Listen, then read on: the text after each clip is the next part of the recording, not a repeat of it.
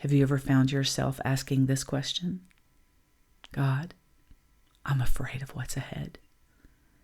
Because the uncertainty of grief is real. And the holidays can bring hard questions. Will I make it through these gatherings? Will I fall apart when I least expect it? Fear grows in the space between what we know and what we cannot control. Welcome back to the Grief Mentor podcast. This is your host, Teresa. We are in an Advent series leading up to Christmas through the eyes of Mary, the mother of Jesus. And Advent reminds us that Mary lived in this space too. She had already said yes to God, yet she still had to walk forward in this journey without all the answers, without everyone around her having an understanding of what just happened, without any guarantees that the road ahead would feel safe for her. Friend, I invite you to stay tuned as we move through the second episode of the Advent series. If you're grieving the death of your child and you want the steps that lead to believing with confidence that life is still worth living, then you're in the right place.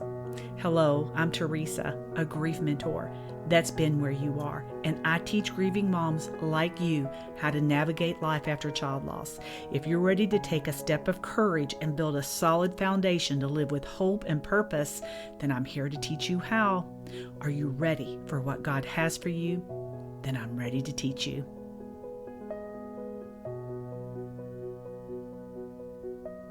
After the angel left Mary in the book of Luke, nothing instantly improved. If you recall the conversation that they had from the first episode, the angel explained to Mary what was going to happen. She explained how she felt, and then she said, "As you say it is, Lord, that's how it will be." But we need to keep in mind something. Nothing dramatic happened after that encounter, as far as there was no immediate explanation to the people around her. There wasn't an audience cheering her on. Only more uncertainty. She carried life inside her body and some fear inside of her heart. Luke 1:39 tells us that a few days later, Mary hurried to the hill country. She left home quickly to seek safety in the arms of Elizabeth, another woman who would understand what it meant to carry something miraculous and fragile at the same time. Mary did not isolate herself.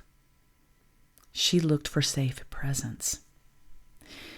Friend, fear does not mean that we lack faith. It means we are human. Mary was not fearless. She was walking scared, but walking forward anyway. Mary teaches something so important for us here. Faith does not remove fear, but it does teach us how to move with fear. Grieving moms know this truth all too well. We move through the holidays, fearing the triggers. We move through milestones, afraid of collapsing under the weight of it all. We move through daily life, fearing moments that we can't predict. Fear does not stop just because faith exists, but they can walk together. Mary did not overcome her fear by pushing through it alone. She sought safe presence. Luke 1:41-42 tells us that Elizabeth's child leapt within her. Mary was met with recognition. She was not alone. Sometimes what settles fear is not an answer, but being seen and heard and witnessed.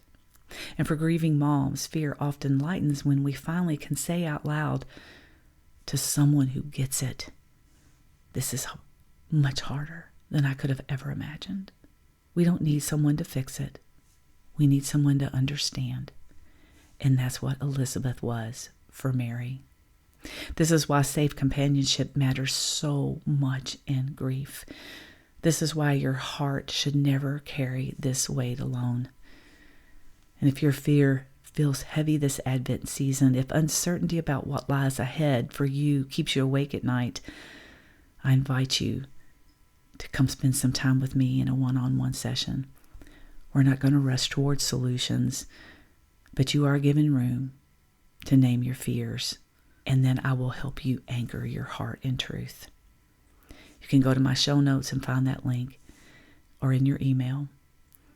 I'm also inviting you to join the Grief Roadmap waitlist. The announcement will be coming out to those on the waitlist of the start date. And if your heart is desiring connection in your grief, then friend, I encourage you not to miss this. I only release the course twice a year, and we spend some time working through our grief together, side by side. I am excited to meet you.